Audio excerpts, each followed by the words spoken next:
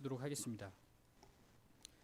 그러면 이제 성경 봉독과 설교는 우리 한성희 목사님께서 나와주셔서 해주시겠습니다. 참고로 지금 한성희 목사님께서 격주로 다니엘서에 대한 강해를 좀 하고 계신데 1부와 2부의 설교가 좀 다릅니다. 그래서 1부 때도 굉장히 좋은 말씀을 많이 해주시기 때문에 저희가 1부의 동영상들도 이제 유튜브에 이번 주부터 올리려고 하고 있습니다. 그래서 2부에 예배 참석하신 분들도 1부 예배 설교 말씀을 들으실 수 있으니까 참고해 주시면 되겠습니다. 우리 한소희 목사님 나오실 때 큰 박수로 맞이해 주시기 바랍니다.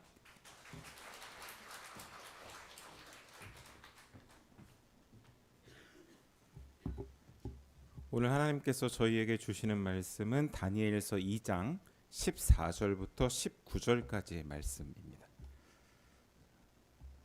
제가 가진 성경으로는 1232쪽쯤 되는데요.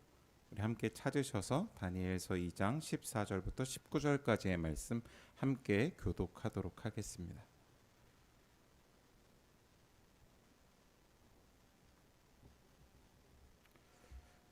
제가 14절 받들어서 봉독합니다. 그때 왕의 근위대장 아리옥이 바벨론 지혜자들을 죽이러 나가매 다니엘이 명철하고 슬기로운 말로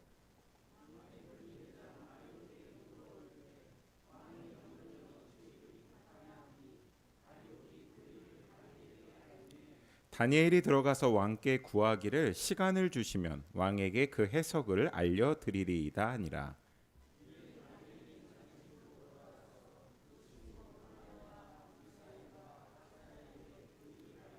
하늘에 계신 하나님이 이 은밀한 일에 대하여 불쌍히 여기사 다니엘과 친구들이 바벨론의 다른 지혜자들과 함께 죽임을 당하지 않게 하시기를 그들로 하여금 구하게 하니라.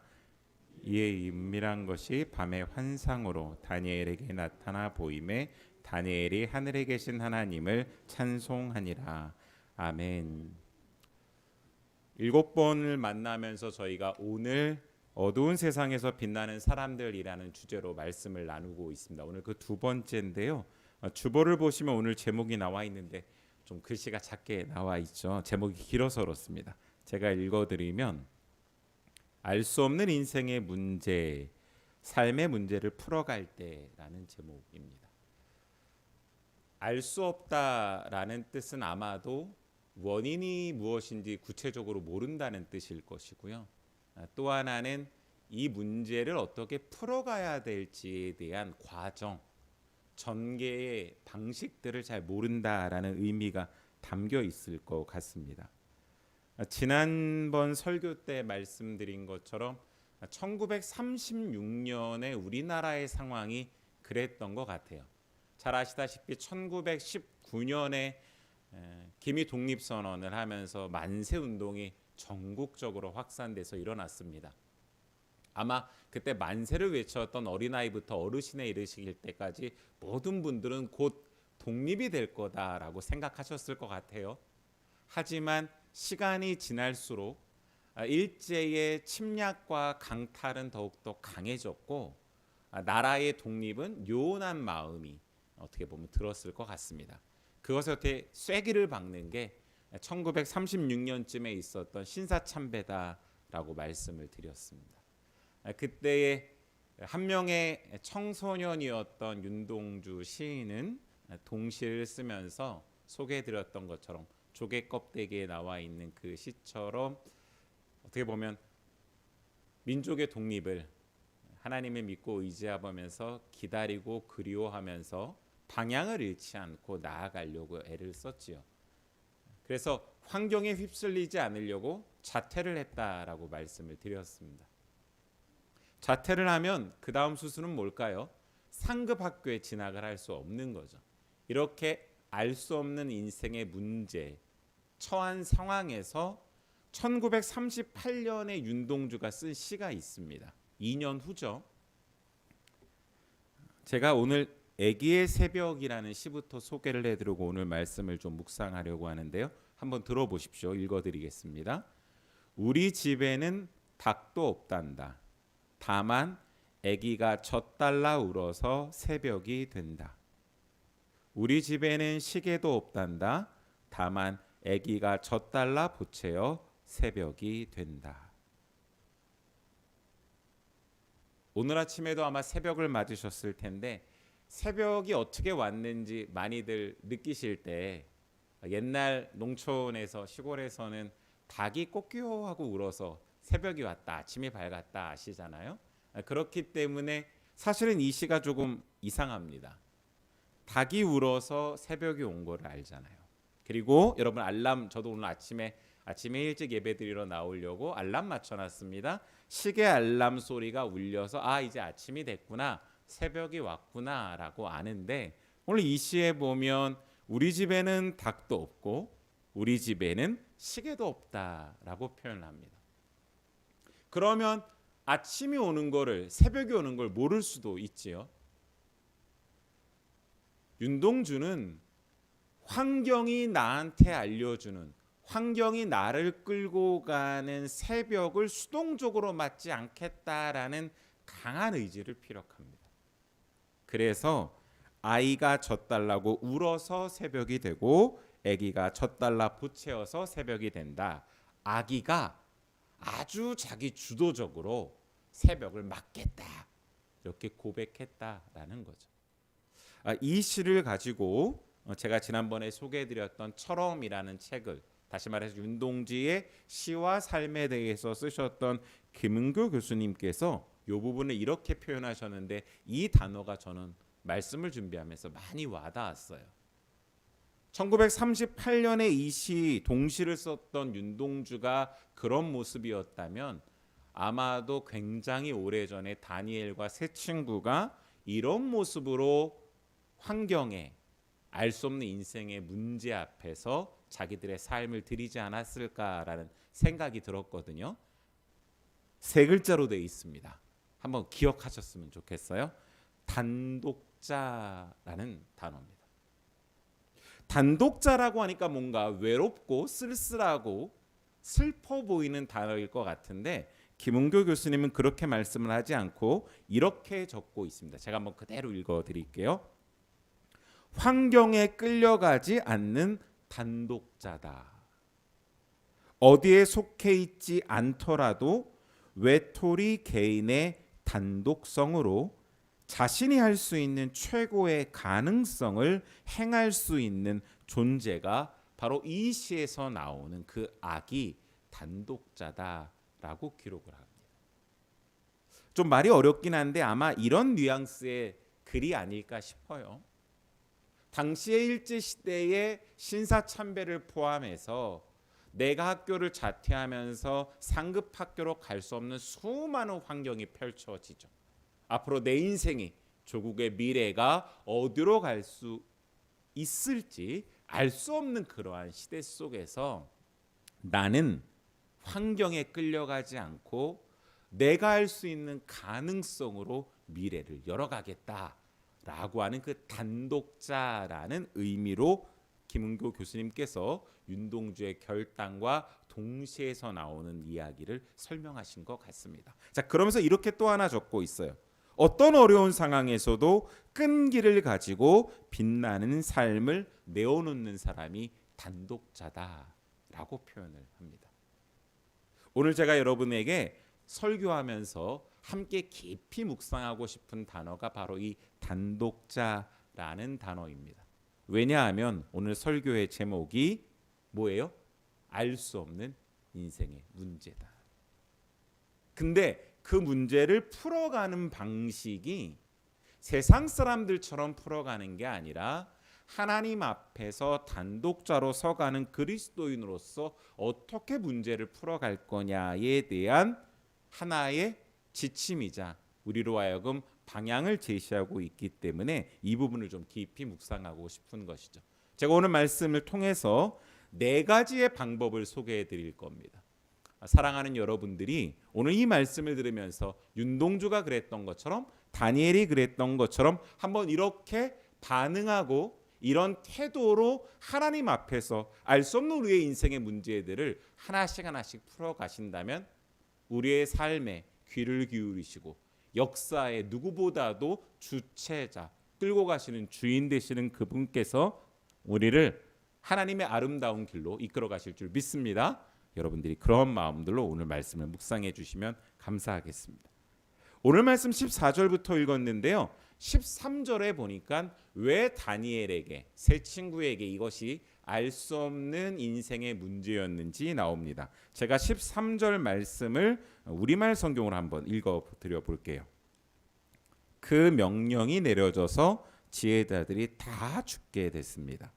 사람들은 다니엘과 그 친구들도 죽이려고 찾았습니다. 아멘. 이렇게 적혀 있습니다.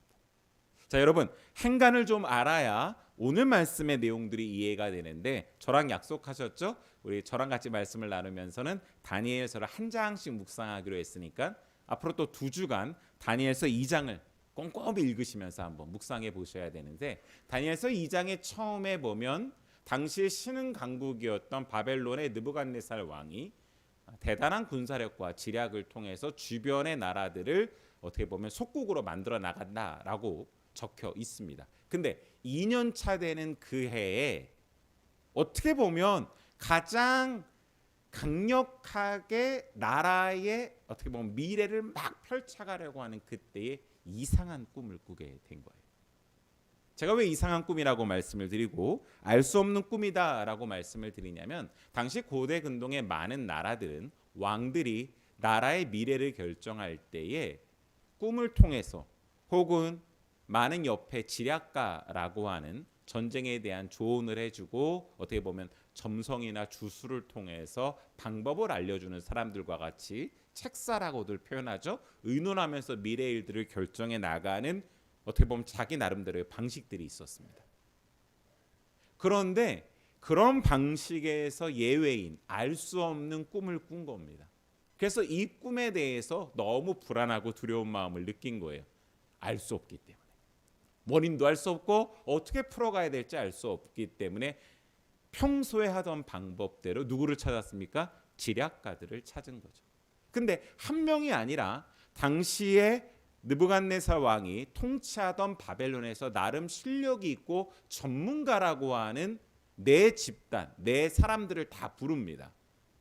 2장 1절, 2절에 보면 그 내용들이 나오는데 역시나 제가 읽어드려요. 2절이에요. 왕이 그의 꿈을 자기에게 알려주도록 박수와 술객과 점쟁이와 갈대와 술사.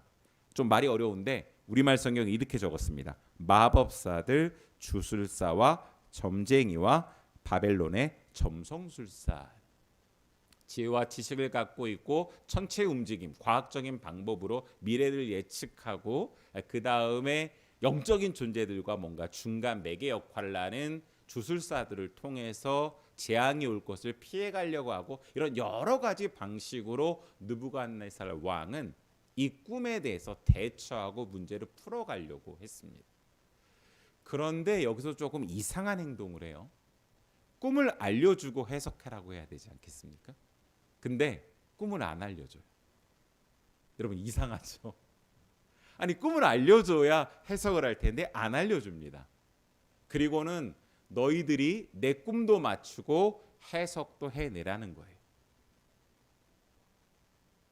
말도 안 되는 방법이니까 이 네 집단의 어떻게 보면 전문가들이 꿈을 얘기를 해주시면 저희가 해몽을 탁월하게 하겠습니다. 앞으로 미래를 어떻게 풀어가야 될지 저희가 그 방법들 잘 전개해 나가겠습니다 라고 얘기하는데, 또 왕이 어떻게 보면은 이 사람들을 시험하고 싶었는지는 모르겠어요. 아니면 자기가 너무 불안하고 두려우니까 알 수 없는 나라의 운명이 걸려있고 자기 미래가 걸려있는 거다 보니까 이 불안에 대한 방어 기제일 수도 있습니다. 더 강력하게 내가 말 안 해주고 너희들이 맞추는 게 진짜이니 꿈도 맞추고 해석도 하라라는 겁니다.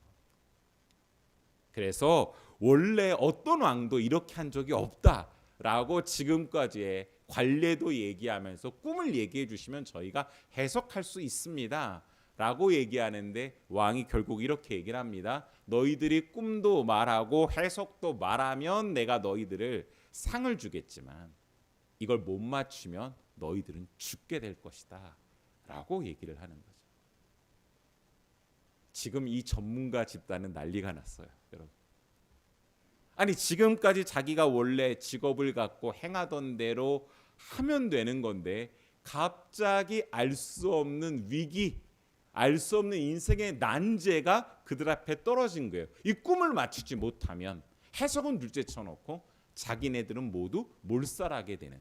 원어 성경에 보니까 그 당시에 이 네 개의 그룹의 이 전문가 집단만 죽는 게 아니라 그 가족들도 그렇고 관련되어 있는 모든 사람들이 다 죽게 되는, 전멸당하게 되는 일을 어떻게 보면 닥치게 된 거죠, 그들한테는. 자, 여러분 어떻게 하시겠습니까?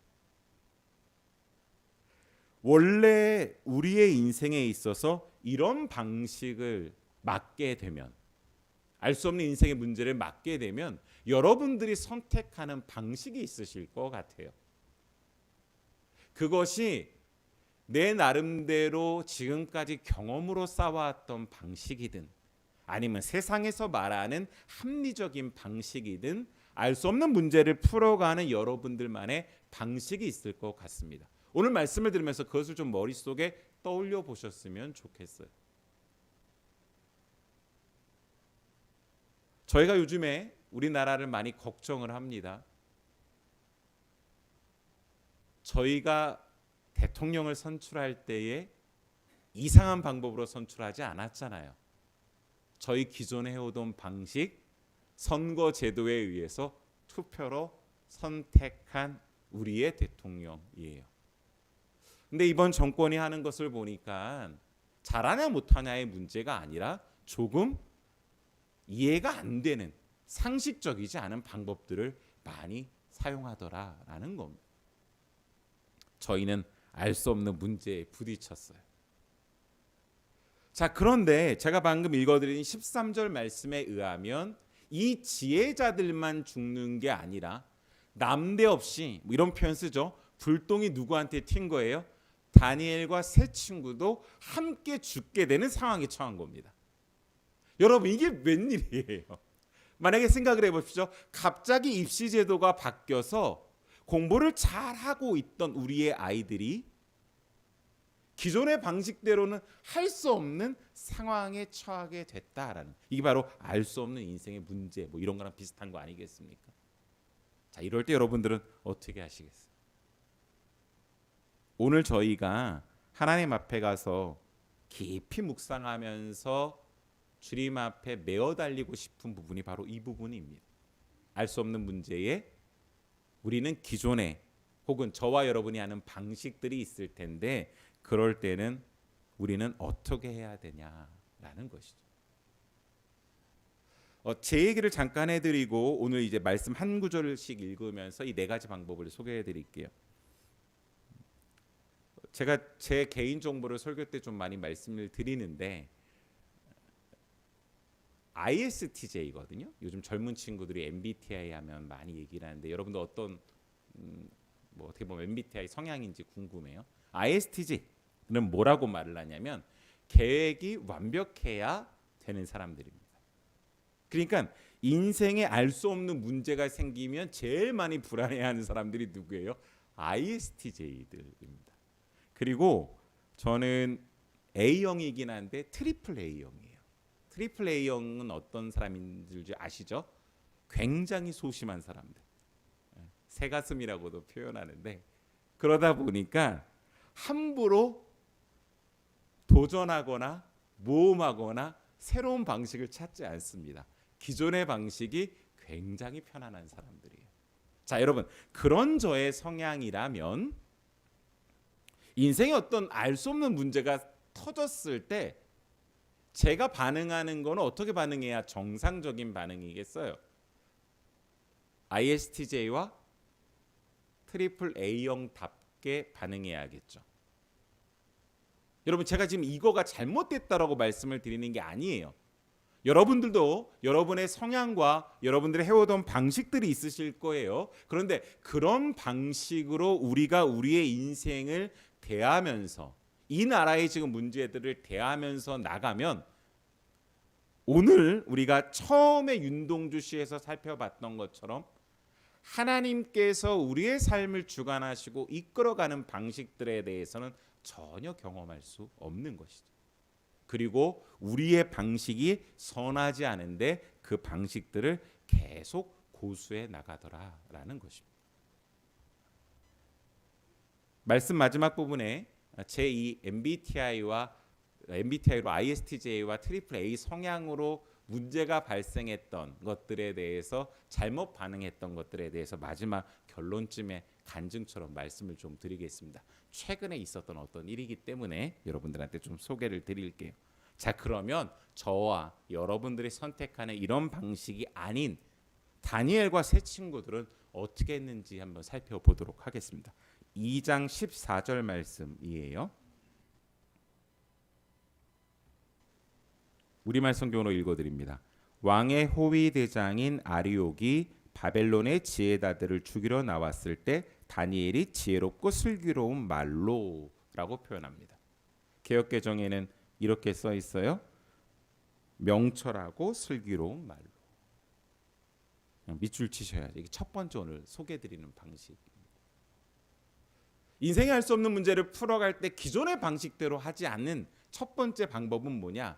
원래 내가 쓰던 말, 내가 반응하는 태도로가 아니라 하나님께서 주시는 지혜로, 하나님께서 부어주시는 말로 움직였더라.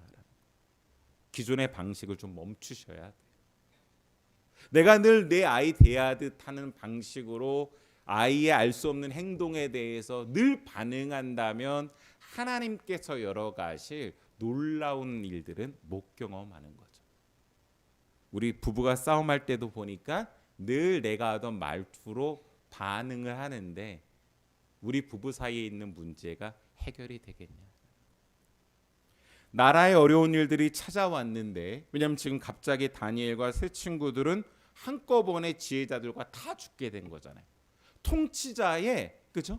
어떻게 보면 폭력으로 말미암아 모두 공동체 사람들이 함께 죽게 된 일이 발생했는데, 그때 다니엘은 그냥 막 자기의 원래 방식대로가 아니고 잠깐 기존의 방식을 멈추고, 왜냐하면 지금 지혜자들은 원래 기존의 방식대로 했기 때문에 이 문제를 해결 못하고 다 죽게 생긴 거였거든요. 근데 그렇게 하지 않고 뭐라고 지금 14절에 적혀 있냐면 슬기로운 말로 조심스럽게 아리오에게 말했다라고 적혀 있습니다.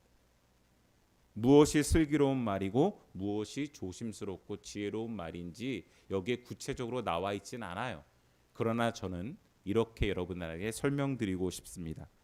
때에 맞게 무슨 말을 해야 되는지 성령께서 가르쳐 주실 줄 믿습니다. 이걸 우리는 안 구하더라는 거죠. 나의 언어 습관대로 말하더라는 거예요. 제가 굉장히 이제 말씀을 준비하면서 하나하나 저를 점검해 보잖아요. 제가 설교할 때도 이렇게 조근조근 말하는 스타일인데 화낼 때도 그럴 것 같지 않으세요? 네. 상대방이 저랑 싸우고 나면 꼭 하는 얘기가 있습니다. 굉장히 재수없대요. 조목조목 따지더라는 거예요. 하나하나 기억을 떠올려서, 왜냐하면 이게 ISTJ와 AAA의 특징이거든요. 그때 싸웠을 때 내가 손해본 액수까지 정확하게 기억하니 그 모든 것들을 꺼내서 조목조목 말을 하니 상대방이 얼마나 짜증나 했어요. 만약에 누군가와 저와의 관계성에 있어서 알 수 없는 문제가 발생을 했는데 그 문제를 기존의 나의 방식대로, 내 말투대로, 내 습관대로 움직였다면 하나님께서 풀어가는 방식대로 나는 순종하고 있는 것은 아니고 내 방식을 선택하는 것이죠. 그러니 여러분, 하나님의 방식을 따르고 싶다면, 삶의 문제를 풀어가고 싶다면 내 방식, 내 말투가 아니라 하나님의 지혜로 부어주시는 말로 풀어가시는 여러분 되시기를 간절히 소망합니다. 두 번째 보니까요, 굉장히 탁월한 방법을 하나 써요. 그것이 15절 나옵니다. 자, 한번 여러분 15절 한번 잘 보세요. 제가 읽어드릴게요. 물론 저는 이제 우리말 성경으로 좀 읽어드리는데요. 왕의 호위 대장에게 물었습니다. 왕의 명령이 어찌 이렇게 급합니까? 아리옥은 다니엘에게 이 일에 대해 말해 주었습니다. 그러니까 어떻게 보면 그 2장 앞부분에 있는 사건에 대한 내용을 자세하게 설명을 했나 보죠. 자, 이 말을 듣고 16절에 다니엘이 이렇게 말합니다. 다니엘은 왕에게 가서 시간을 주면 자기가 왕에게 해몽해 주겠다고 말했습니다. 오늘 두 번째 방식이에요. 시간을 확보하는 거죠. 내가 늘 반응하는 방식대로 내 생각에 의거해서 바로 행동하지 않았다라는 겁니다. 여기서 시간을 확보한 이유는 뒤에 나옵니다. 자, 그런데 시간을 달라고 하고 이 시간 동안 다니엘과 세 친구들이 뭔가를 해요. 자, 그런데 중요한 건 뭐예요? 시간을 확보했다라는 것이죠. 만약에 이도영 목사님께서 더불어숲 동산교회 목회 잘하셨잖아요. 그리고 그냥 이 방식 그대로 계속 가실 수도 있는데 목사님이 안식월 3개월 가겠다라고 결정하신 건 아마도 앞으로 우리 교회가 더 세상이 어려워지고 있는 이때에 우리 교회가 기독교 공동체로서 무엇을 할까요? 고민해야 될 때 기존의 방식대로 반응하지 않고 우리 교회가 해왔던 습관대로 하려고 하셨다면 아마 저는 3개월 안 가셨을 거라고 생각해요.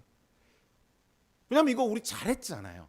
우리는 맞다고 생각했고 정말로 소중한 방법이긴 한데 하나님의 또 다른 역사를 우리가 기대한다면 어두운 세상에서 제대로 빛나고 싶다면 하나님께서 보여주실 하나님의 방법대로 나아가야 되지 않겠습니까? 그러려면 어떻게 해야 된다고요? 시간을 확보하고 하나님께서 기존의 방식이 멈춰지고 하나님의 방식이 작동할 수 있는 이 물리적인 시간이 필요하더라라는 거죠. 근데 이게 심리학적으로도 맞더라고요. 자, 상담 공부할 때 누군가한테 안 좋은 말을 들었어요. 여러분 한번 싸움할 때 가만히 생각을 해보세요. 내가 내 감정 그 자체로 갖고 바로 반응하면 말이 좋게 나가나요? 예쁘게 나가나요? 안 좋게 나갑니다. 여러분 싸우고 있는 당사자니까 잘 못 볼 텐데 엄마 아빠 싸우고 있을 때 옆에 아이가 있다면 잘 관찰했다가 엄마가 뭐라고 말하든 얘기하면 아마 100% 엄마 말이 아빠 말이 그죠? 곱게 안 나갔다고 얘기할 거예요. 교묘하게 말꼬리를 붙잡는다든지 아니면 상대방의 속을 긁어서 화를 내게 한다든지. 그런데 심리학적으로 상담학적으로 잠깐만 많이도 아니에요. 1분만 멈추고 시간을 확보하고 말을 하면 달라지더라라고 얘기를 합니다. 시간을 확보하는 게 중요하죠. 내가 회사에서 뭔가를 중요한 걸 결정할 때도 그냥 내가 원하는 방식대로 바로 밀어붙이지 말고 잠깐 시간을 확보하면 조금 달랐을 거예요. 근데 우리는 그 시간을 못 기다리는 거죠. 오늘 앞부분에 보니까 느부갓네살 왕이 자기가 불안하고 두려워서 꿈꾸는 게 다 이상해서 뭔가 이걸 갖다 해결하고 싶을 때 조금 시간을 갖고 기다렸었으면 오늘 이렇게 자기가 갖고 있는 권력으로 폭력을 행사하면서 수많은 사람들의 목숨을 죽이려는 결정, 그런 명령을 내리지 않았을 텐데 느부갓네살 왕은요 시간을 확보하지 않습니다.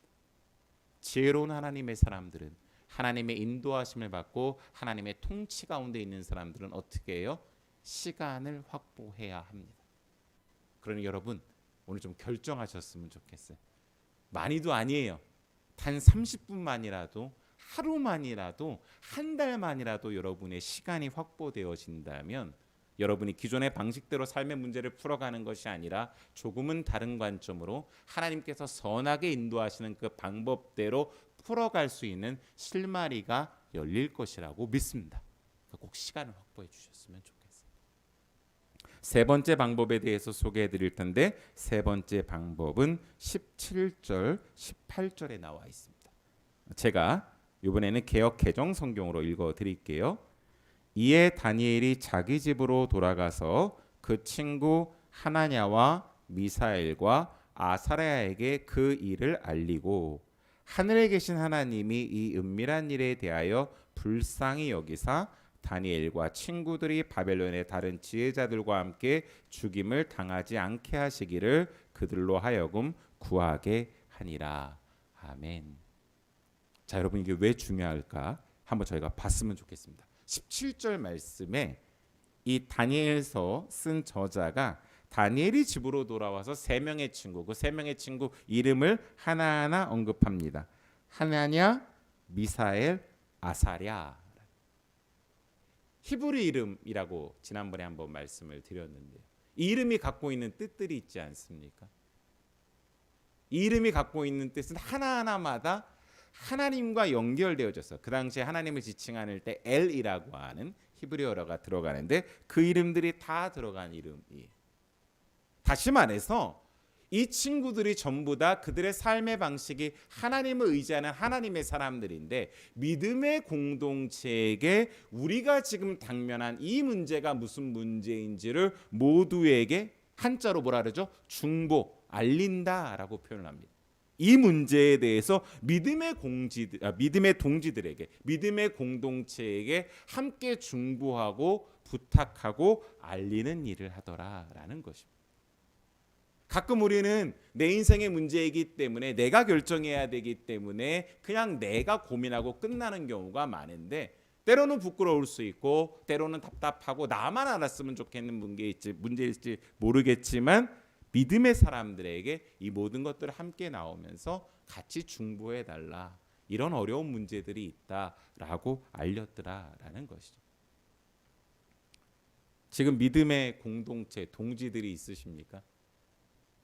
교회에서 짜준 조직을 말하는 게 아니라 내 문제에 대해서, 이 나라의 문제에 대해서 함께 같이 의논하고 함께 같이 알리고 함께 같이 그죠? 내 문제를 놓고 기도해 달라고 부탁할 수 있는 믿음의 공동체가 있는가 너무 중요합니다. 신앙은 혼자 하는 게 아니죠. 하나님께서 공동체로 불러주세요. 오늘 예배 나온 가운데 코로나 시대를 거치면서 온라인으로 예배드리고 나 혼자만 신앙생활할 수 있다라고 생각하시는 분이 있다면 오늘 이 세 번째 방식을 통해서 나 혼자만 신앙생활하는 것이 아니라 하나님이 풀어가시는 하나님의 방식은 공동체의 사람들과 믿음의 동지들과 함께 해나가는 것이라는 것을 한번 깨닫고 여러분들이 믿음의 동지가 내가 누군가에게 되어주고 나에게도 그런 동지를 허락해달라고 기도하시는 여러분들 되시기를 간절히 소망합니다. 물론 나의 가족이 예수 그리스도를 믿어서 나의 동지가 돼도 좋겠지만 나의 가족이 아니더라도 교회에서 혹은 먼 친구 중에서도 나를 위해서 함께 같이 이 문제를 놓고 기도할 수 있는 하나님의 방식으로 풀어가는 것들에 대해서 머리를 맞댈 수 있는 믿음의 동지가 있다면 얼마나 축복인지 모르겠습니다.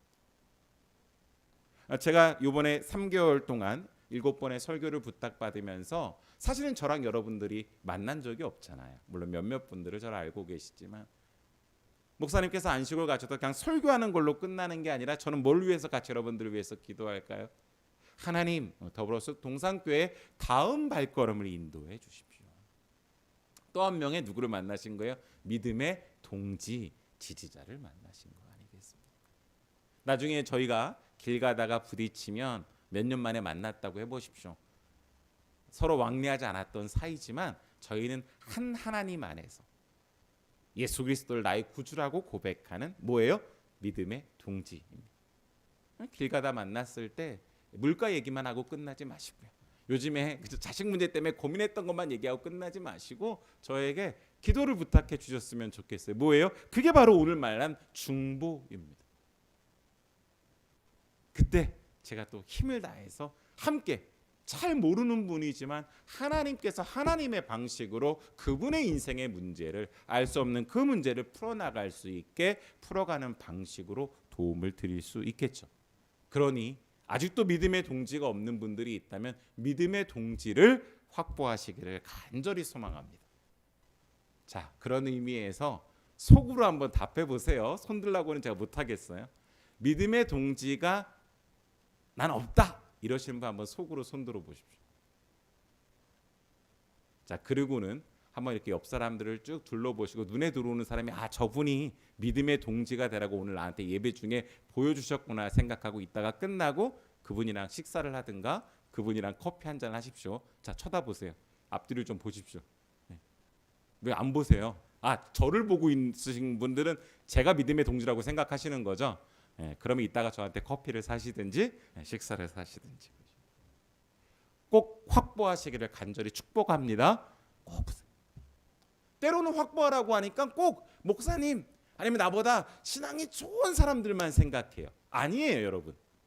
때로는 아이가 나보다 이제 신앙생활한 지 얼마 안 됐다고 생각하는데 하나님의 놀라운 방식은 그런 사람들을 통해서도 나에게 중보하면서 풀어가는 놀라운 원동력이 되는데 우리는 인간의 생각에 갇히는 거죠. 하나님 나의 아이에게 나누는 거를 부끄러워하지 않으셨으면 좋겠어요. 저 사람이 초신자라고 무시하지 않으셨으면 좋겠습니다. 하나님의 방식은요, 이렇게 우리의 생각을 뛰어넘을 만큼 놀라우시기 때문에 믿음의 동지도 나의 기존 고정의 관념으로 제한하지 않으셨으면 좋겠어요. 그런 의미에서 우리 더불어서 동산교회 성도님들은 성숙한 분들이니까 제가 제안을 한번 드릴게요. 저 사람의 정치 성향이 보수라고 나에게 믿음의 동지가 될 수 있을까요, 없을까요?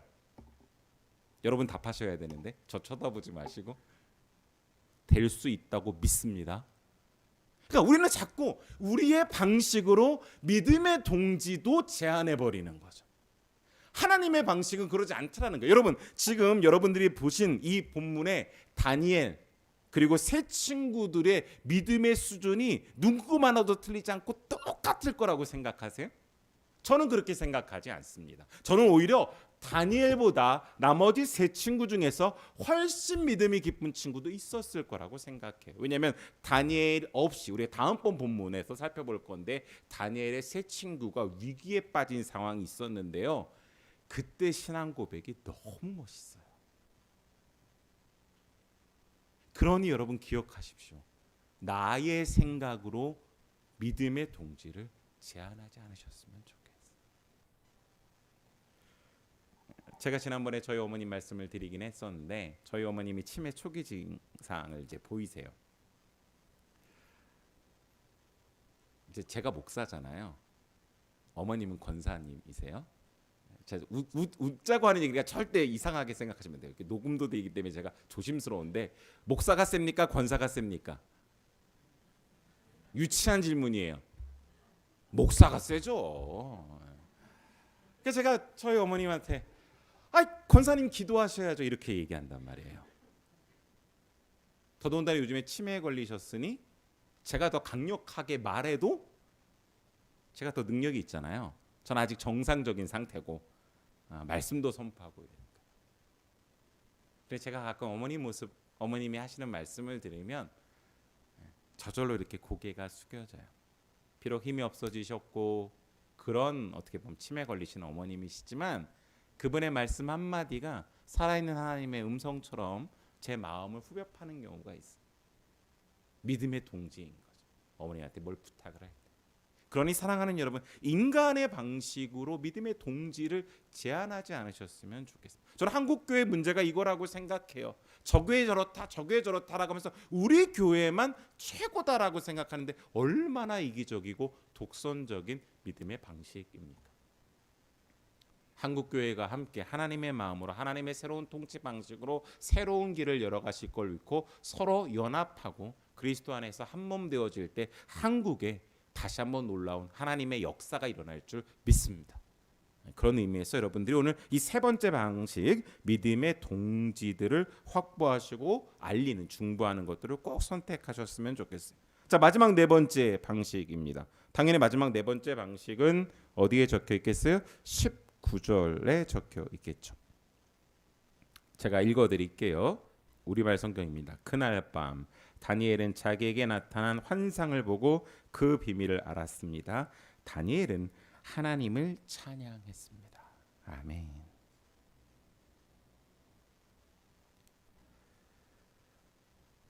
하나님의 방식은 무엇인가? 하나님께서 주도해 가시는 거예요. 하나님께서 주도해 가신다는 말을 인간 측의 입장에서 표현하면 하나님의 주권을 인정한다라는 것입니다. 우리가 하나님의 주권을 인정하는 것, 그것이 기도의 형태로 나타날 때는 어떤 기도로 나와요? 두 가지 기도로 나오는 거예요. 하나는 긍휼을 구하는 기도입니다. 주님, 우리를 불쌍히 여겨 주십시오. 하나님의 주권을 인정한다고 하면서 긍휼의 기도를 하지 않는 사람은요, 죄송해요. 하나님의 주권을 인정하지 않은 거예요. 나는 할 수 있다고 생각하거든요. 우리 공동체는 할 수 있다라고 생각하다 보니 하나님 우리를 불쌍히 여겨주십시오라는 기도를 하지 않습니다. 근데 오늘 다니엘은 이 문제가 알 수 없는 인생의 문제, 자기와 친구들이 갑자기 다 죽게 됐고 우리만 죽는 게 아니라 권력의 폭력에 의해서 수많은 사람들의 목숨이 위태로운 이 상황에 이런 역사의 문제를, 이런 인생의 문제를 풀어가실 분이 하나님이신 주권을 인정하면서 무슨 기도를 하냐면 국률의 기도를 하고 방금 읽었던 19절처럼 찬송의 기도를 올려드리더라.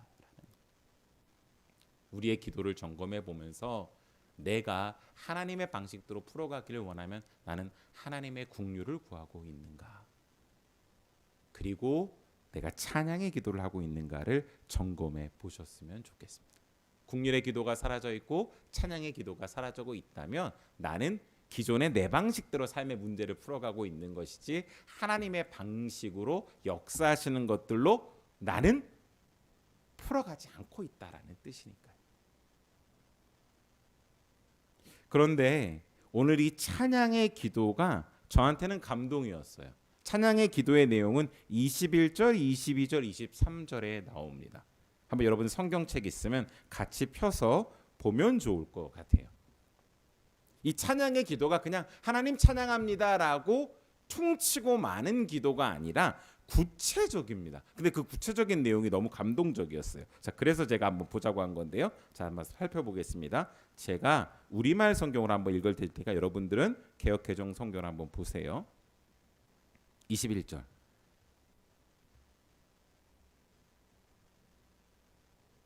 그분은 시간과 계절을 바꾸시고 왕을 쫓아내기도 하시고 세우기도 하시며 지혜자들에게 지혜를 더해 주시고 총명한 사람들에게 지식을 더해 주신다. 22절.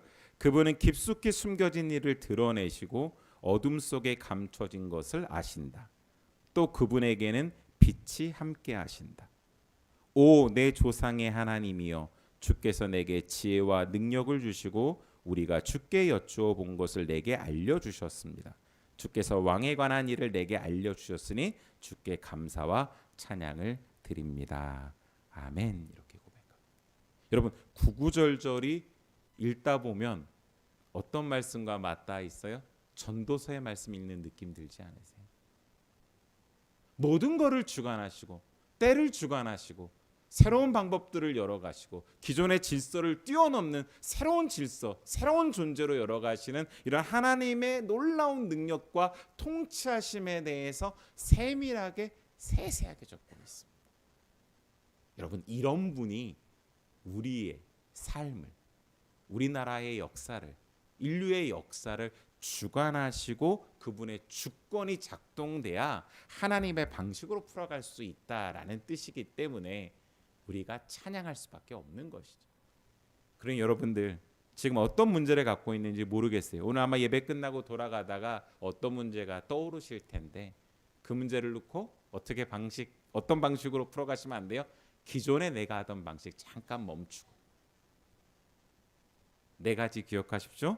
첫 번째, 하나님께서 성령께서 부어주시는 지혜로운 슬기로운 말로 조심스럽게 말하고 시간을 확보하고 그 시간 확보하고 있는 동안 어떻게 해요? 믿음의 동지들에게 중보하고 함께 같이 국률의 기도를 하고 하나님을 찬양하는 기도로 여러분의 지금 이 문제들을 다루어 나간다면 내가 예상하지 못한 방식으로 하나님은 하나님의 방식대로 하나님의 선함으로 이끌어 가실 것을 믿습니다.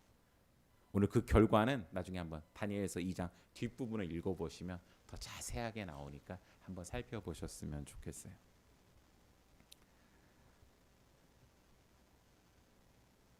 제가 제 간증을 하고 마무리한다라고 말씀을 드렸는데요. 짧게 간증을 하고 그다음 이제 오늘 우리 찬양 같이 고백하면서 결단했으면 좋겠습니다. MBTI ISTJ의 트리플 A니 얼마나 꼼꼼하게 모든 계획을 세우겠어요. 그렇게 계획을 세운다라고 했었을 때 2008년 제가 모 큰 교회에서 목회를 하고 있는 때였는데 저희 아버지께서 갑작스럽게 돌아가셨습니다. 폐혈증으로 돌아가셨는데 돌아가시는 그 날이 주일이었어요. 저는 목회자였으니 당연히 목회를 하고 있는 상황이죠. 제가 청년부를 맡고 있는 때였는데 오후 4시가 예배였습니다. 저희 이제 예배를 준비하는 분들과 저희 전도사님과 함께 같이 회의를 하고 있었는데 전화를 받은 거예요. 저는 이제 그 전주 토요일에 아버님을 뵙고 왔죠. 병문안 가서. 그러니까 그렇게 갑자기 돌아가실 거라고 생각을 못했기 때문에 전화를 받았는데 이제 회의하고 있으니까 거기서 받을 수 없어서 제가 화장실 가서 받았는데 이제 아버님 위독하시다. 이제 저가 막내고 저희 형이 있는데 이제 임종 들어갔다라는 전화를 받은 겁니다. 근데 제 그때 당시에 여러분 우리나라 당연히 부모를 공경하는 유교적인 문화에서도 그렇지만 당연히 심정적으로도 그렇고 아버님의 임종을 지키는 게 맞습니까? 아닙니까? 제가 어디 멀리 나가 있는 거 아니에요. 그 당시에 아버님은 경희대 병원 입원해 계셨었기 때문에 차로 가면 뭐 한 30분이면 갈 수 있습니다. 여러분 한번 뭐 답해 보세요 스스로. 제가 이거 지금 잘했다 잘못했다를 얘기한 게 아니에요. 제가 요 간증을 해드리는 거는 그대로 따라하시라는 게 아니라 지금 요 상황과 비슷했기 때문에 제가 말씀을 드리는 거예요. 순간 제가 당황했어요. 아버님 지금 목숨이 위태로운 상황이다라고 이제 형님한테 연락이 왔으니까요. 그럼 이제 임종 가야 되잖아요. 금방 갈 수 있으니까. 근데 오늘 말씀처럼 바로 반응하지 않고 잠깐만 내가 다시 이따 전화할게라고 하고서는 그 화장실 안에서 하나님 앞에 너무 당황스러우니까 하나님 어떻게 해야 되죠?라고 제가 기도를 했습니다. 만약에 제가 그때 그러지 않고 그냥 인간의 방식대로였다면 제가 그랬잖아요. 큰 걸 벗어나는 걸 싫어하고 원리 원칙대로 하는 걸 좋아하고 이런 저기 때문에 당연히 전도사님도 계세요. 부탁을 드리고 제가 아버님 임종을 뵈러 갔겠죠. 근데 그 순간 제가 하나님 앞에 기도 하나님 어떻게 해야 될까요? 기도하는 순간에 하나님이 저한테 떠올려 주신 장면이 있었어요. 바로 전주에 저희 아버님 병문안 갔을 때 아버님이 맨 마지막 저한테 하신 말씀이에요. 저 이렇게 병문안 끝나고 돌아가는 그때. 어떻게 보면 저한테는 그게 아버지의 마지막 유언입니다. 제가 목사이기 때문에 저한테 한 목사 이렇게 부르셨거든요. 한 목사 예배 잘 드려. 왜냐면 그때가 토요일 날이라고 말씀드렸잖아요. 그러니까 다음 날이 주일이었기 때문에 예배 잘 드려. 이게 저희 아버님이 저한테 하신 마지막 유언이었어요. 근데 그게 떠오르더라고요. 내가 만약에 지금 아버님 임종을 가면 오후 4시에 있는 청년부 예배를 못 섬기는데 내가 진짜 아버님의 뜻을 따르는 거라면 내가 예배를 전심을 다해서 섬기는 게 맞는 거 아닐까라는 확신이 들었어요. 그래서 나가서 전사님을 가만히 불러서 전사님 이런 상황입니다. 근데 우리 청년들이나 다른 사람들한테는 말씀하지 마시고 감정에 휩쓸려서 예배가 이상해질 수 있으니 제가 예배를 잘 드리고 바로 저는 출발할 테니까 나머지 광고나 소그룹 모임은 전사님이 좀 맡아주십시오 하고 4시 예배에 들어가서 설교 잘하고 마무리하고 저는 이제 아버님 당연히 그 안에 돌아가셨죠. 아버님 이제 시신은 세브란스 신촌으로 옮기기 때문에 저는 그쪽으로 갔습니다. 자, 근데요. 제가 왜 이 말씀을 드리냐면 저희 청년들이 나중에 그걸 안 거예요. 근데 저의 청년들이요. 저의 모습 때문에 감동한 게 아니라 그러니까 제가 그 했던 하나님의 예배를 내가 어떻게 여기는지에 대해서 아버님 마지막 임종이잖아요. 저희 청년들이 이게 하나님의 뜻을 어떻게 순종하고 따르는 것에 아마 도전이 됐던 것 같아요. 감동이. 전 한 거 없잖아요. 그냥 예배를 잘 섬기고 간 것뿐인데 저희 청년들이 와서 예배 아버님 장례 모든 거 다 도왔는데요. 얼마나 아름답게 장례가 잘 마무리됐는지 모릅니다. 저희 형이랑 누나도 감동을 한 게 제가 뭐 사회생활을 이렇게 막 잘하는 스타일은 아닌데 저희 청년들이 함께 다 와서 정말 그 새로 왔던 청년도 새신자인데도 불구하고 이런 모든 사항들을 알고 와서 돕고 뭐 이런 일들이 쭉 진행됐었어요.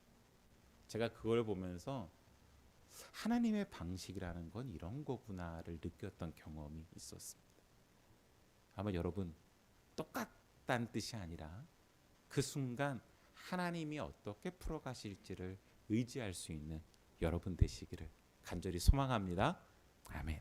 우리 한번 찬양하면서 오늘 말씀 기억하면서 때로는 하나님의 방식을 이해할 수 없을 때도 있지만 주님이 나의 모든 것들을 돌보시고 나를 선한 방법으로 이끌어 가신다는 것을 믿고 하나님이 나를 만드셨고 나를 누구보다도 하나님의 뜻대로 인도해 가기를 원하시는 분이기 때문에 하나님의 그 모든 것들을 내가 찬양하면서 믿고 나아가겠습니다. 우리 그런 의미로 이 그의 생각이라는 찬양 함께 같이 고백하겠습니다.